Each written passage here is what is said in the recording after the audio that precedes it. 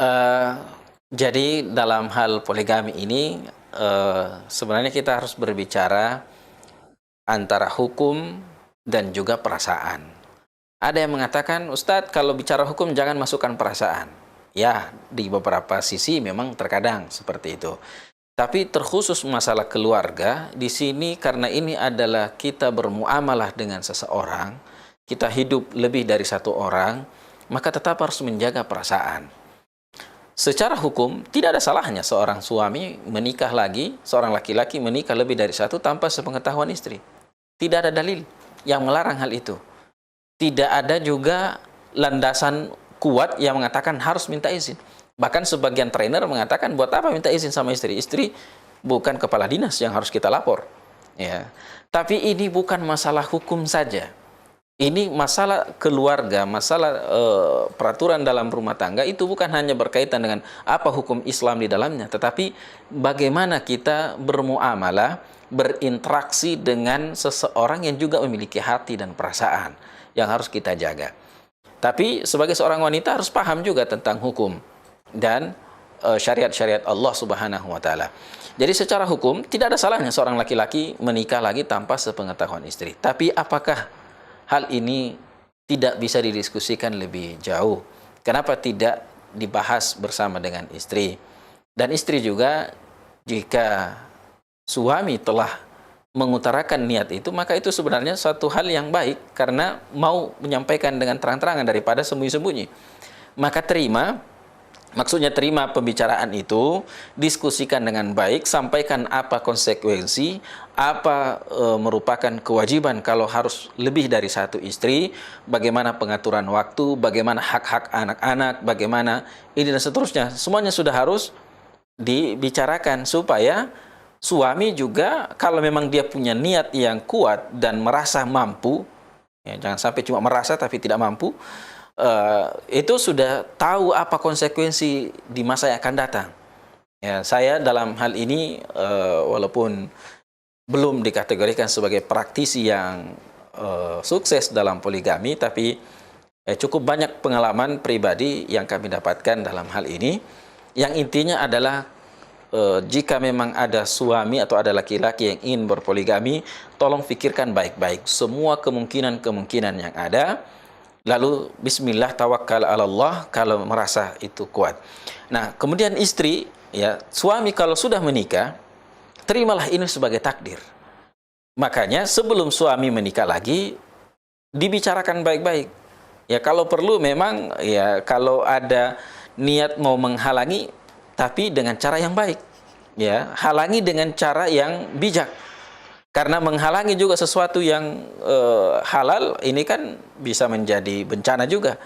Sebagian, ya mohon maaf ini, sebagian istri-istri kita, ya wanita-wanita solehah kita, itu tidak curiga dan tidak khawatir suaminya melakukan hal yang di luar syariat. Mohon maaf, berzina. Itu tidak khawatir. Kenapa? Karena suaminya ya mungkin sudah berpendidikan, belajar, tarbiyah, teman-temannya orang baik semua. Untuk sampai terjerumus ke dalam perzinahan itu dianggap tidak mungkin, ya, walaupun tidak ada yang mustahil dalam ini, tapi dengan adanya itu dia tidak mungkin. Maka dia tidak khawatir, ya, suaminya melakukan itu. Yang dikhawatirkan justru melakukan yang halal. Ya, sebagian istri itu khawatir suaminya melakukan yang halal, tidak khawatir melakukan yang haram. Nah, kan terbalik dunia sekarang ini. Ya, tidak khawatir melakukan yang haram, ya. Kalau yang halal justru khawatir, bahkan mewanti-wanti, ya, suaminya jangan sampai terjadi yang halal. Kalau yang haram, ya tinggal bertobat katanya. Nah, ini kan bahaya ini kalau seperti ini. Nah, maka istri kalau sudah terlanjur, ya kita berharap belum terjadi kecuali atas kesepakatan semua. Istri pertama siap, keluarga siap, baik keluarga suami, keluarga istri, calon, ya, keluarga istri kedua atau istri ketiga juga sudah siap dengan segala konsekuensinya. Nah, kalau itu sudah, itu kita harapkan. Tapi kalau ternyata melampaui, suami menikah tanpa sepengetahuan istri dan sudah terjadi, maka yang diterima adalah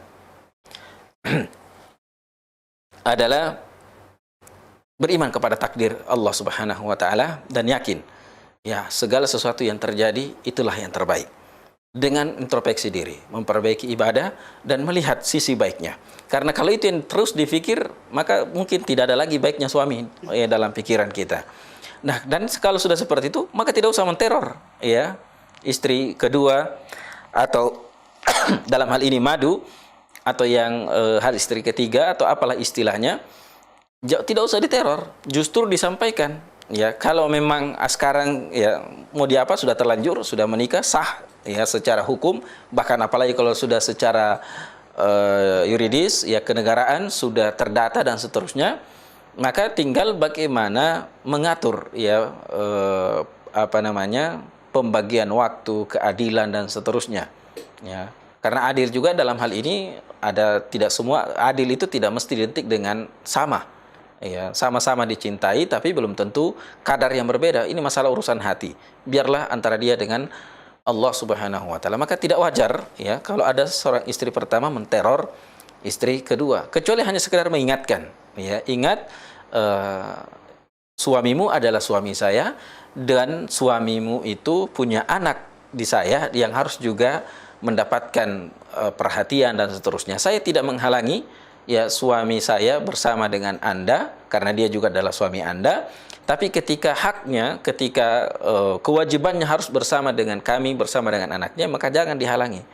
Nah, ini juga saling mengingatkan ya. Yang di sana juga sama ya, karena terlanjur suami Anda menikahi saya sebagai istri kedua dan itu haknya suami ya, kita tidak bisa melarang. Laki-laki punya hak menikah 4 dan insya Allah ya semua suami itu mampu mencintai istrinya dengan caranya sendiri, dengan kemampuan yang Allah berikan kepadanya. Sebagaimana seorang ibu bisa menyayangi 4 anaknya tanpa harus dipilah-pilih mana yang paling disayang.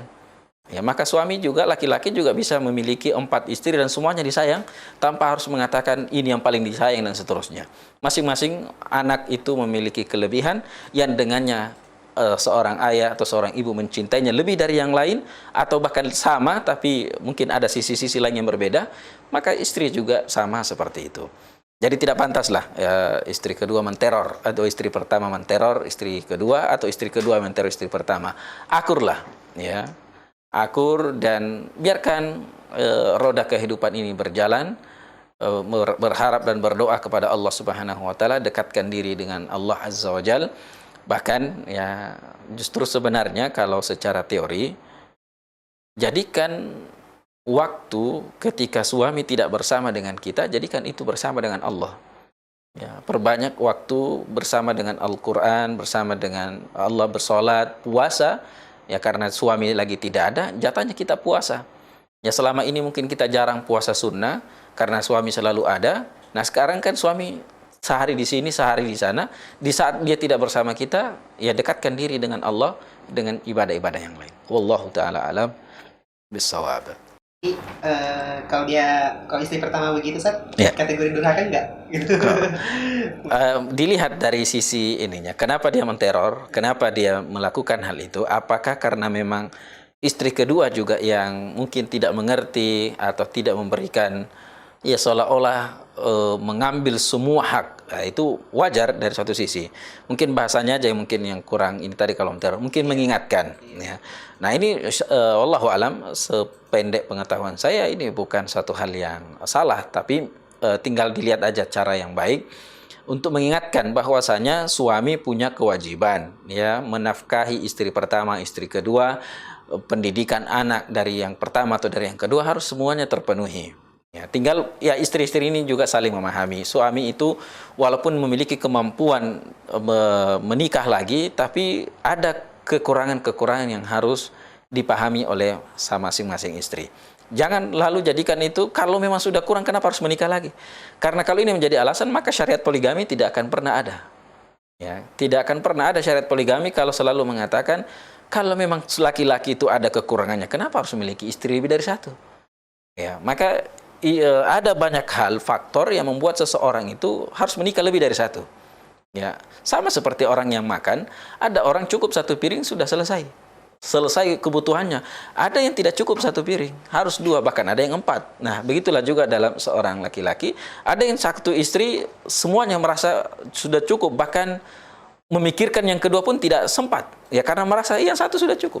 Ada yang satu lagi dua harus lebih dari satu, ya karena menganggap yang satu ini dengan segala kelebihannya dan segala kekurangan yang bisa ditutupi, tapi masih ada sesuatu yang dibutuhkan yang tidak bisa didapatkan dari yang pertama, maka dia menikah lagi dan seterusnya. Dan semua ini sekali lagi berimanlah kepada takdir. Ini sudah ditakdirkan oleh Allah. Ya, dan kalau kita beriman kepada takdir, maka insya Allah ini jalani saja, ya, jalani kehidupan ini sesuai dengan kemampuan kita, dan insya Allah Allah yang akan menuntun kita ke jalan yang lebih baik. Wallahu ta'ala.